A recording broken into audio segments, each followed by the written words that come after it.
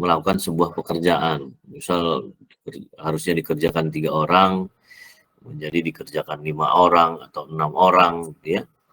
Dan biasanya ya normatifnya begitu ya, kalau udah kerjaan semua ya coba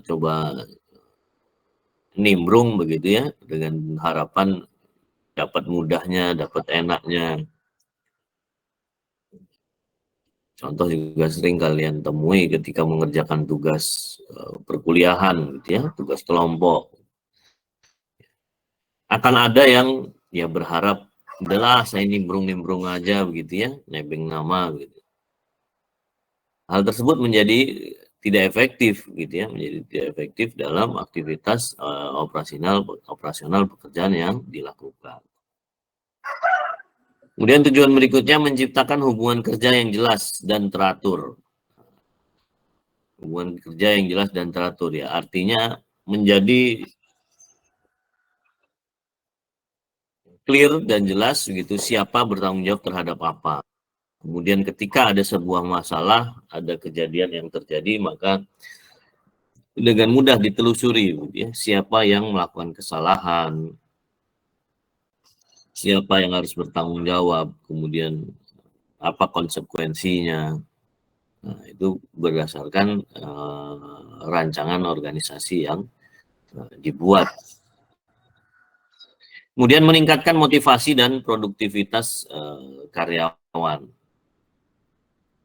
Ya, dari tim-tim yang dibentuk berdasarkan departemen, bagian, unit kerja gitu ya, akan ada peran dari atasan, supervisor, leader atau manajer gitu ya, yang akan meningkatkan motivasi, mendorong peningkatan motivasi dengan memberikan ya semangat kerja, memberikan guidance untuk bisa mendorong motivasi kerjanya, untuk bisa meningkatkan produktivitas karyawan. Ya, karena skup dan bagian-bagiannya sudah terbagi gitu ya, dengan tingkatan level kepemimpinan yang diberikan kepada seorang leader. Misal dengan kapasitasnya seorang supervisor gitu ya, ya dia memimpin 10 orang, 10 orang operator. Ya, dia akan memberikan dorongan motivasi kepada kepada 10 orang bawahannya dengan mengingatkan cara kerja yang baik, mengingatkan cara kerja yang safety atau aman, kemudian mengingatkan ketika ada ketercapaian yang belum diraih gitu ya, ada target yang belum dilampaui. Nah, itu proses mengingatkan dari para pemimpinnya. Juga produktivitas gitu ya, biasanya kan yang memantau pencapaian itu di tingkatan leader atau pemimpin gitu ya, supervisor, manager. Biasanya pekerja di level bawahnya itu hanya tahu yang menjalankan tugas pekerjaannya, tidak tahu sejauh mana ketercapaiannya, tidak tahu sejauh mana produktivitas yang dihasilkan. Nah, itu dimainkan perannya oleh leader yang ada dalam organisasi tersebut. Kemudian menciptakan lingkungan kerja yang kondusif. Menciptakan lingkungan kerja yang kondusif artinya dari rancangan organisasi tersebut telah dibagi tugas, tanggung jawab, kewenangan, sehingga lingkungan kerja dapat berjalan, beroperasional secara kondusif karena tanggung jawabnya sudah dibagi begitu ya, tidak saling melempar tanggung jawab, tidak saling menonjolkan sebuah ego.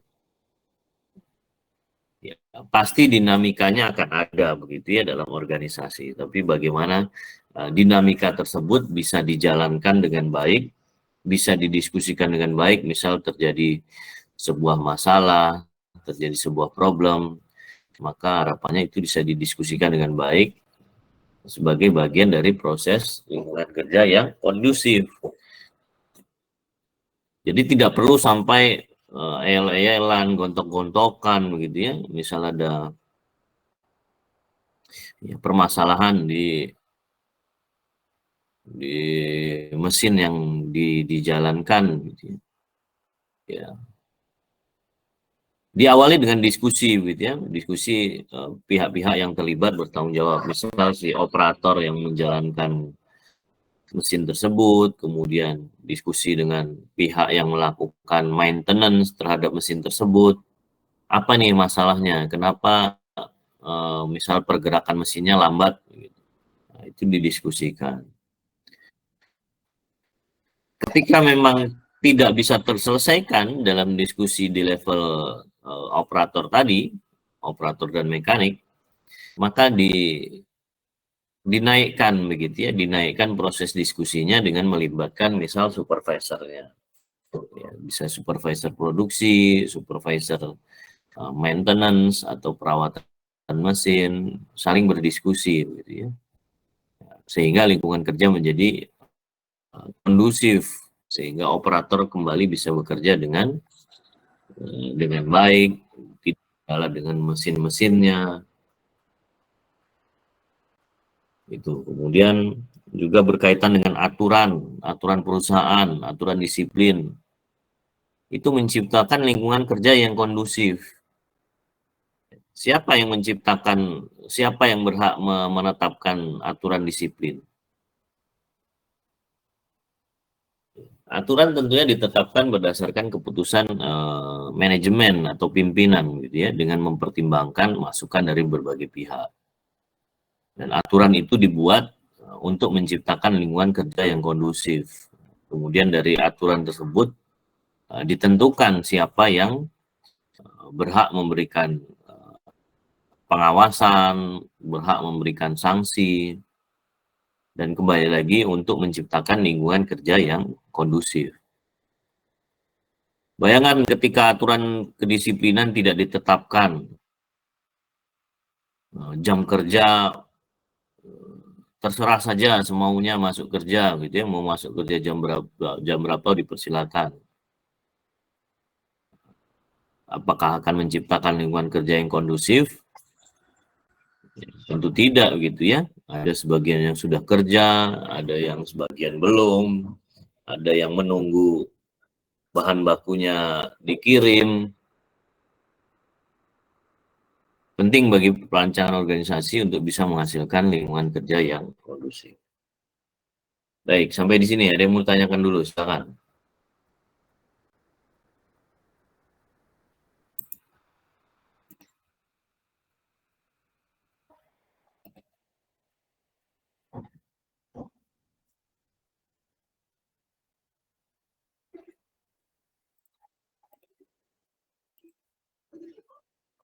Ya, itu tujuan perancangan organisasi.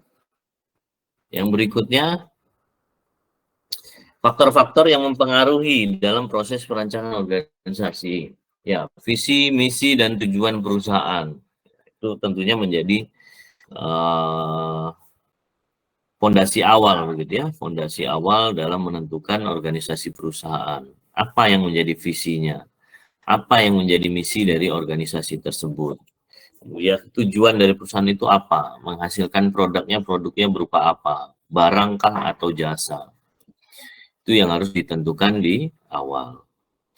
Kemudian faktor lingkungan eksternal dan internal dari perusahaan perlu dicermati gitu ya, bagaimana lingkungan perusahaan yang berjalan sekarang gitu ya. Bagaimana organisasi tersebut dibentuk dari karakter individunya, kemudian latar belakang pendidikan individunya.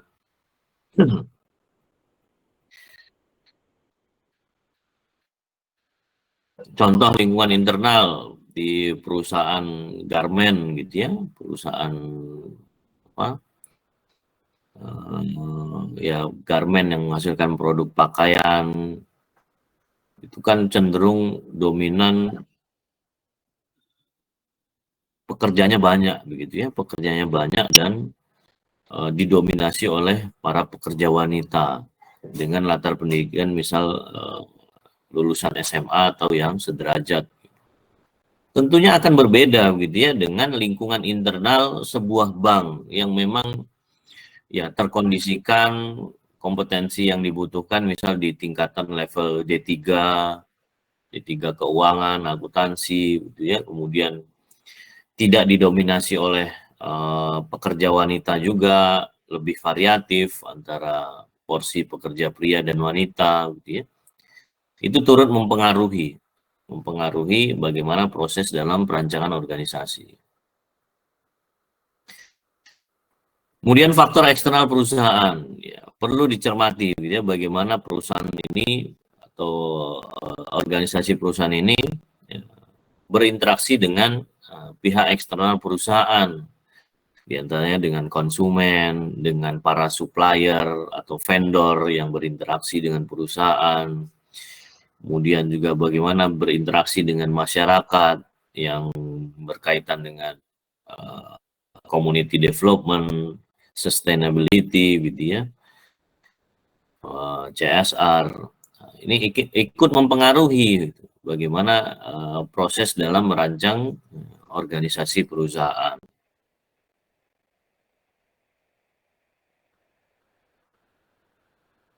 Bahkan sampai pada taraf misal pengolahan limbah begitu ya, bagaimana limbah perusahaan itu bisa diawasi dengan ketat sehingga tidak menimbulkan masalah ketika dibuang ke lingkungan gitu ya. Itu juga ikut mempengaruhi bagaimana perlunya ada orang yang memang bertanggung jawab, bertugas mengawasi limbah yang memang dibuang ke lingkungan sekitar, bagaimana limbah tersebut harus sudah terfilterisasi atau sudah dalam kondisi baik sebelum dibuang ke lingkungan masyarakat sekitar. Kemudian jenis dan skala kegiatan perusahaan. Jenis dan skala kegiatan perusahaan biasanya menentukan rentang kapasitas volume dalam sebuah jabatan di dalam sebuah organisasi. Ya, jenis ini juga ditentukan berdasarkan jenis produk, jenis bahan baku yang digunakan, kemudian ya banyak hal gitu ya yang mendukung, mensupport kegiatan yang dijalankan oleh perusahaan. Ya, skala tentunya berorientasi parameter pada volume produk yang dihasilkan atau kapasitas keuangan yang dikelola. Ya, misal perusahaan mobil dengan kapasitas 1000 unit per hari tentunya akan berbeda rancangan organisasinya dengan perusahaan dengan kapasitas 10.000 unit per hari gitu. Walaupun sama-sama produknya sama-sama mobil begitu. Itu yang perlu dicermati. Nah, nanti yang kalian rancang begitu ya, yang kalian rancang organisasinya dalam skala industri atau perusahaan. Dalam industri atau perusahaan. Ya, dihindarilah skala UMKM gitu ya, karena mungkin tingkat kompleksitasnya juga masih sangat sederhana dalam proses kalian merancang organisasi. Kalau dalam skala yang kecil biasanya ya kegiatan itu, aktivitas, tugas, tanggung jawab dan wewenang itu dirangkap-rangkap gitu ya. Misal di UMKM pecel lele gitu ya. Ya ada struktur yang bisa mungkin dibentuk gitu ya. Tapi pada akhirnya proses pengerjaannya orang yang bertanggung jawabnya biasanya akan terdobel begitu ya, atau dirangkap begitu. Misal dia yang memasak, dia juga yang menyajikan kepada pelanggan. Kemudian dia yang menerima uang sebagai kasir, dia juga yang membereskan. Misal seperti itu. Skala yang nantinya kalian akan buat rancangan organisasinya skala industri, skala perusahaan. Kemudian kemampuan dan sumber daya manusia. Nah, ini juga menjadi faktor dalam perancangan organisasi. Ya, bagaimana kemampuan yang bersumber dari latar belakang kompetensi para pekerjanya, kemudian SDM yang ada di perusahaan tersebut. Itu faktor-faktor yang mempengaruhi. Kemudian tahapan proses, gitu ya, tahapan proses dalam melakukan perancangan organisasi. Ada beberapa tahapan proses dalam melakukan perancangan organisasi. Yang pertama, identifikasi kegiatan-kegiatan yang perlu dilakukan. Ini langkah paling awalnya, gitu ya, bagaimana tugas-tugas, hal-hal yang harus dikerjakan,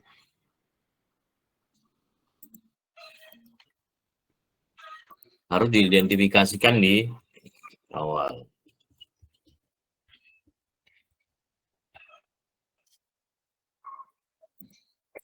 Apapun aktivitasnya, gitu ya.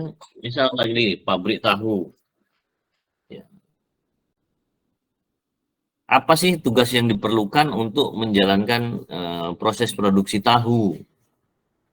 Misal harus ada yang membeli atau menyiapkan bahan bakunya berupa kedelai.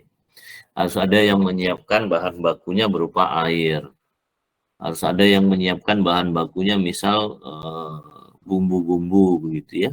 Nah, itu harus ada yang menyiapkan, dan itu termasuk bagian dari kegiatan-kegiatan yang perlu dilakukan. Nah, setelah menyiapkan bahan, ada kegiatan untuk melakukan proses pemasakan atau proses menuangkan air ke dalam panci. Ada yang bertugas melakukan menyiapkan api begitu ya, api untuk proses pemasakan dan seterusnya. Artinya penting bagi uh, yang merancang organisasi gitu ya untuk mengidentifikasi kegiatan yang perlu dilakukan, dan itu nantinya akan digunakan untuk menentukan gitu ya, menentukan job spesifikasinya, job desk-nya, apa latar belakang yang diperlukan, tingkatan pendidikannya. Tahap pertama adalah mengidentifikasi semua kegiatan yang perlu dilakukan oleh organisasi untuk mencapai tujuannya. Kegiatan-kegiatan tersebut dapat diidentifikasi berdasarkan fungsi atau aktivitas, kemudian produk, pasar, atau juga wilayah.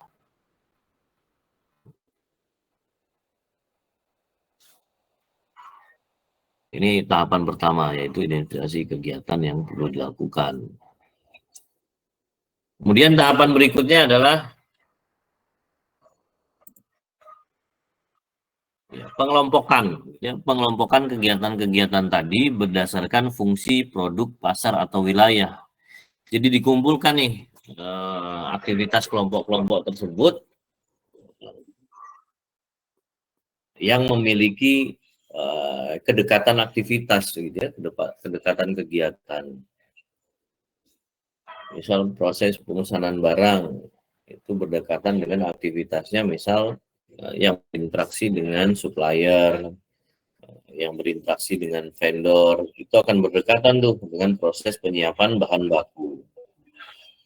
Bahkan berdekatan juga dengan proses kegiatan delivery atau pengiriman. Kemudian pengelompokan kegiatan yang ada di bagian produksi, misal proses pengecekan gitu ya, proses pengecekan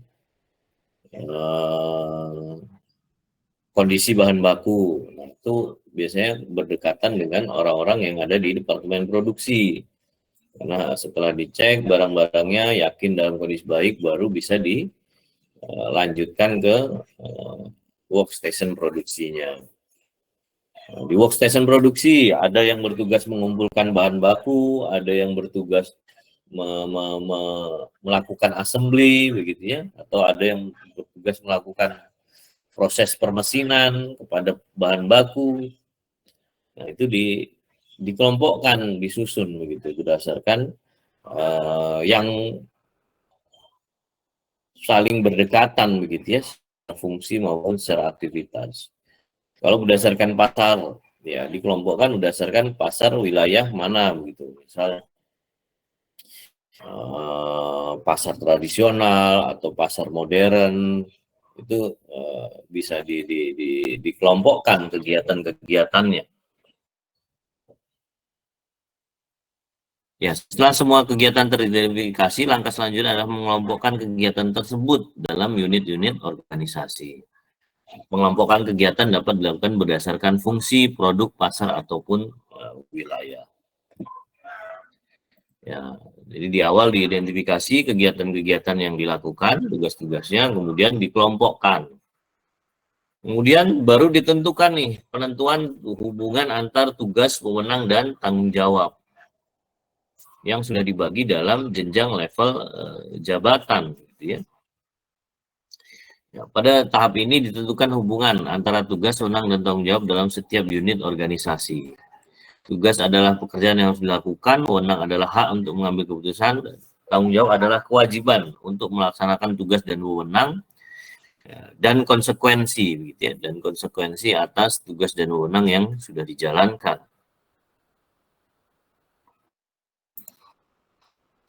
Kemudian pembuatan bagan organisasinya atau dituangkan dalam sebuah bagan organisasi, yang mana bagan organisasi merupakan representasi grafis dari struktur organisasi. Bagan organisasi dapat digunakan untuk menggambarkan hubungan antar unit-unit organisasi berdasarkan tugas, wewenang, dan tanggung jawab.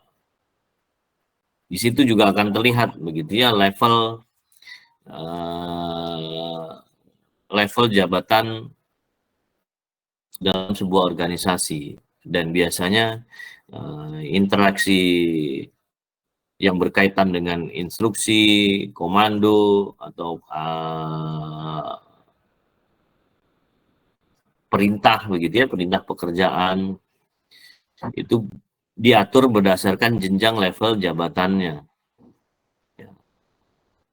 Tidak mungkin seorang manajer logistik bisa memerintahkan operator atau supervisor di departemen produksi, gitu ya, karena ya sudah dibatasi kewenangannya, Artinya yang menjadi tanggung jawab, tugas, dan wewenangnya adalah orang-orang yang berada di bawah bagan struktur organisasinya, dan tidak boleh nyebrang. Kalau interaksi komunikasi dengan bagian lain yang di luar struktur jabatannya, misal departemen logistik dengan departemen produksi, maka interaksinya sebatas pada komunikasi, begitu ya, komunikasi, diskusi, tidak bisa berdasarkan instruksi. Itu bagian dari tugas, wewenang, dan tanggung jawab dari sebuah organisasi. Kemudian implementasi struktur organisasi. Tahap terakhir adalah mengimplementasikan struktur organisasi yang telah ditetapkan. Implementasi struktur organisasi ini meliputi pendelegasian wewenang, pelatihan karyawan, penyediaan sumber daya yang diperlukan berdasarkan struktur organisasi yang sudah disusun. Tuh. Oke, baik, sampai di sini. Ada yang mau ditanyakan? Silakan.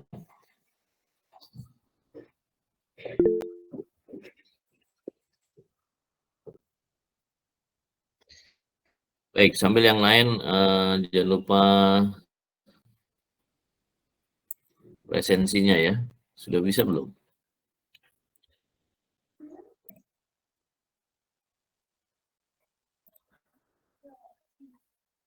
Belum bisa tadi, Pak. Oke, sebentar.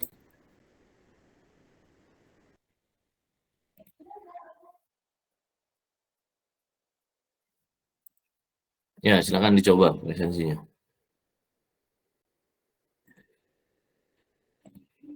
Ya, ada pertanyaan dari Luisa Insani Rosio Simarmata. Permisi Pak, izin bertanya. Untuk CSR, itu termasuk faktor yang mempengaruhi perancangan organisasi atau hal tersebut tidak mempengaruhi perancangan, tetapi memang diperlukan saja ya Pak? Ya, pada dasarnya CSR itu faktor yang mempengaruhi, ya. Faktor yang mempengaruhi dalam proses perancangan perusahaan. Karena pada dasarnya semua perusahaan itu punya tanggung jawab sosial kepada masyarakat, gitu ya. Punya tanggung jawab sosial kepada masyarakat. Ya tadi baik dari segi interaksi dengan lingkungan, bagaimana proses pengelolaan limbah yang dihasilkan, itu sebenarnya bagian dari CSR, Corporate Social Responsibility, atau tanggung jawab sosial perusahaan. Nah, tinggal sejauh mana gitu ya kewenangan CSR ini akan muncul dalam perusahaan tersebut. Ketika perusahaan tersebut masih dalam skup yang kecil, maka aktivitas CSR ini muncul tapi tidak terlalu sering, begitu ya. Muncul tidak terlalu menyita energi yang cukup besar. Misal tadi perusahaan tahu, gitu. Ya, limbahnya cukup kecil, begitu ya. Limbahnya hanya air buangan dari proses produksi, kemudian ampas tahu yang dihasilkan. Bagaimana mengelolanya akan lebih mudah, begitu ya, karena skup skalanya juga kecil. Misal dari skup skala UMKM atau industri rumah tangga, gitu. Kapasitas produksinya masih kecil, gitu. Tapi semakin besar dari organisasi tersebut, misal ya dibilang industri tahu, gitu, tapi industri tahunya sudah mengolah ratusan ton kedelai, gitu. Artinya kan sudah cukup besar. Nah, ini ya limbah yang dihasilkan juga cukup besar. Nah, pada akhirnya memerlukan, gitu ya, sistem pengelolaan limbah yang baik, kemudian harus ada pengawasan dari pembuangan limbah yang ada di masyarakat, kemudian bagaimana masyarakat juga tersampaikan atau terkomunikasikan bahwa limbah yang dibuang perusahaan sudah diolah, sudah melalui parameter yang baik. Nah, itu biasanya eskalasinya akan semakin tinggi ketika perusahaan semakin besar. Nah, maka CSR itu faktor, begitu ya, yang mempengaruhi dalam perancangan organisasi.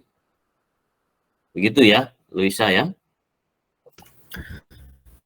Pak, Ya, kalau misalkan industri jasa itu perlu nggak Pak CSR gitu? ya. Ada yang punya pendapat kalau perusahaan jasa perlu tidak CSR?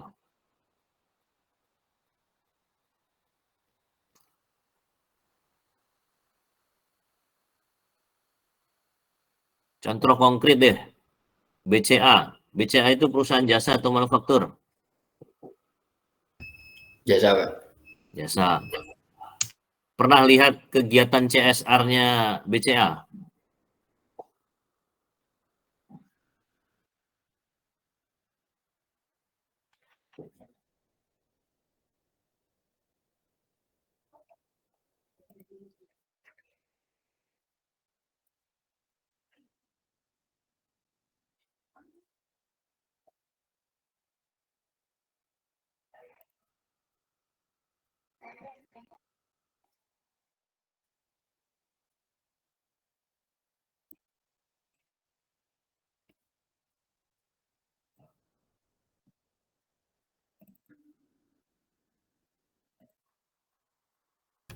Belum pernah Pak.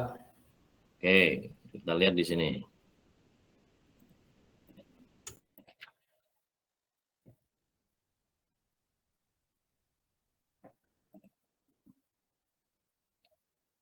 Dan BCA Sabet CSR Award 2. Artinya apa? BCA menjalankan fungsi CSR-nya, gitu ya, dalam berbagai bentuk aktivitas kegiatan. Bahkan kalau dinilai dengan uang itu ya, ratusan juta bahkan miliar, begitu ya, yang mereka gelontorkan untuk menjalankan kegiatan CSR-nya dalam berbagai bentuk, begitu ya, dalam berbagai bentuk, misal bidang pendidikan, bidang sosial kemasyarakatan, kemudian dan banyak gitu ya. Tuh ada bakti pendidikan, bakti sinergi, bisnis unggul gitu ya. Ya. Jadi tanggung jawab CSR itu tidak hanya perusahaan manufaktur, perusahaan jasa juga punya tanggung jawab sosial masyarakat.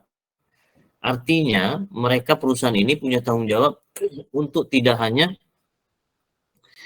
menghasilkan keuntungan bagi perusahaan gitu ya, tapi lebih besar dari itu, bagaimana keuntungan perusahaan itu juga ada porsi mendukung begitu ya, mendukung pengembangan masyarakat,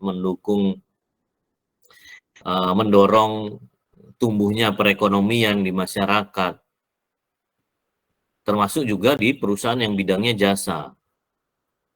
Ya, di sisi lainnya mereka juga memanfaatkan CSR ini untuk membangun, mendongkrak begitu ya nama baik perusahaan. Maka penting juga begitu ya bagi perusahaan, baik itu perusahaan jasa maupun manufaktur, untuk memperhatikan kegiatan CSR-nya. Gitu ya, Raffi ya.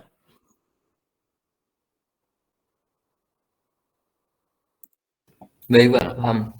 Dari Luisa juga, menurut saya perlu Pak, karena CSR itu bukan hanya lingkungan, tetapi manusia juga. Makanya produk jasa seperti Bank Indonesia juga membuat program beasiswa, yaitu ya bagian tanggung jawab sosial begitu ya. Ya memang seringkali mengesankan CSR itu bagi-bagi uang, bagi-bagi produk ke masyarakat begitu ya. Tapi yakin yang masuk dalam kegiatan CSR itu hanya sebagian kecil saja.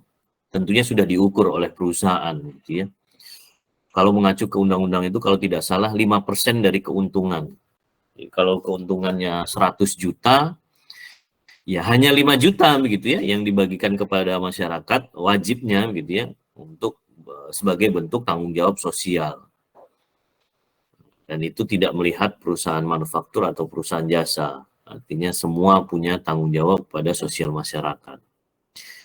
Ya bayangkan ketika misal sebuah pabrik besar berdiri begitu ya, ternyata di lingkungan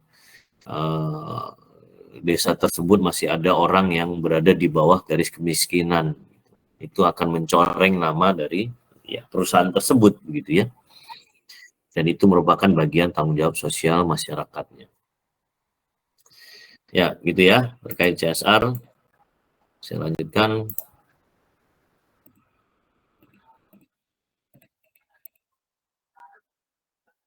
Ya, itu juga rekan kalian nantinya ketika sudah masuk di dunia kerja, dunia profesional gitu ya. Jangan abaikan tanggung jawab sosial masyarakat. Karena itu juga menyangkut nama baik perusahaan, menyangkut kinerja, kemudian menjaga kondusivitas.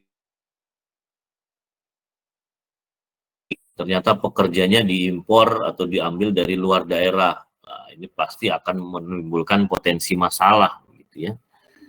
Tuntutan warga pasti akan bergejolak. Apa sih pentingnya mengambil misal yang diisukan di berita-berita gitu ya, pekerja di Sulawesi didatangkan dari Cina. Ya kalau memang ada kualifikasi tertentu ya silakan saja gitu ya dengan kompetensi tertentu. Tapi selama masih bisa disupport oleh masyarakat lokal, masyarakat sekitar, maka akan lebih baik begitu bagi perusahaan untuk memberdayakan masyarakat sekitar. Kembali lagi untuk menciptakan kondusivitas dalam melakukan aktivitas operasional perusahaan.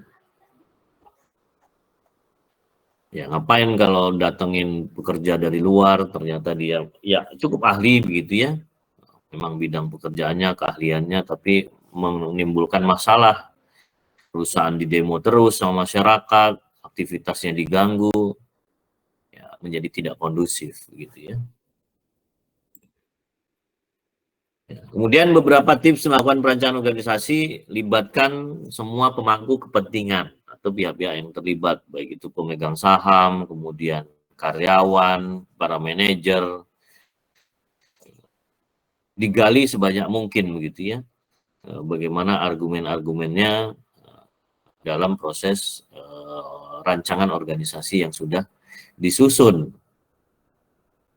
ada masukan, ada tambahan, itu perlu dijaring sebelum rancangan organisasi tersebut digulirkan atau digunakan untuk operasional perusahaan. Hal ini untuk memastikan bahwa struktur organisasi yang dihasilkan dapat memenuhi kebutuhan semua pemangku kepentingan.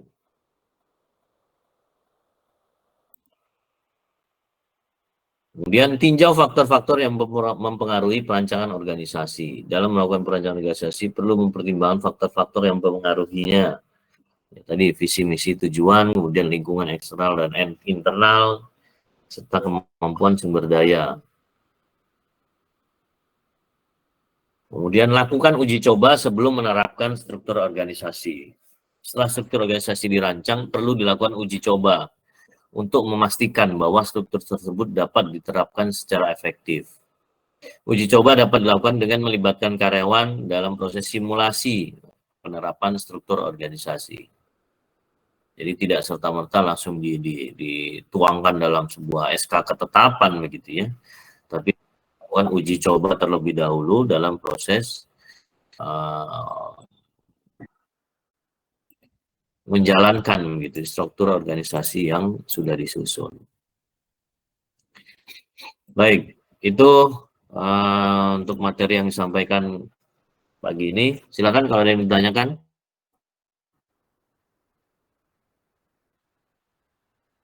Dan berikutnya adalah kalian diskusi bersama kelompoknya gitu ya, untuk merancang sebuah organisasi perusahaan.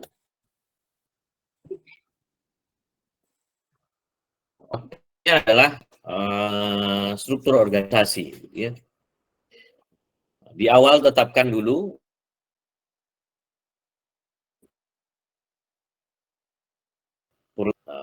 produknya berupa apa begitu ya, produknya apa, kemudian visi, misi dan tujuannya itu disusun terlebih dahulu, baru kemudian ya, ikuti tahapan-tahapan dalam proses perancangan organisasi tadi, misal mengidentifikasi tugas-tugas yang akan dijalankan, kemudian pengelompokan tugas-tugasnya, dan nantinya akan muncul bagan struktur organisasi yang akan menjalankan organisasi tersebut. Gitu ya. Saya berikan waktu sampai dengan pukul 11, gitu. Nanti saya infokan segera untuk Google Form pengumpulan tugas rancangan organisasinya.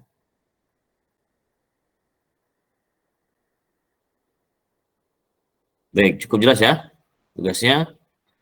Kerjakan secara kelompok gitu, kemudian nanti di pengumpulan tugasnya cukup satu orang perwakilan kelompok yang mengumpulkan tugas di Google Form-nya. Semakin detail semakin baik begitu ya, semakin detail semakin baik. Produknya apa, kemudian kapasitas produksinya berapa, kemudian berapa pekerja yang digunakan, baru dituangkan, disusun dalam sebuah rancangan organisasi.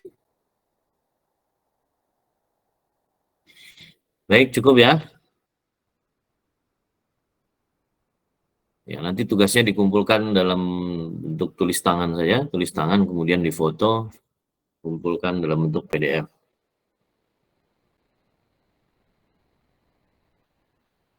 Ya, kebetulan saya hari ini tidak bisa offline, kemarin saya Senin offline dengan kelas C begitu ya.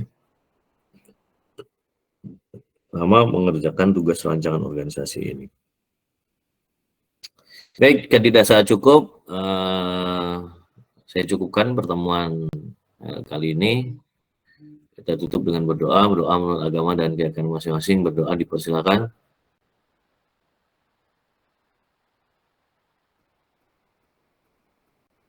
Cukup, terima kasih. Saya akhiri. Wassalamualaikum warahmatullahi wabarakatuh. Waalaikumsalam. Terima kasih, Pak.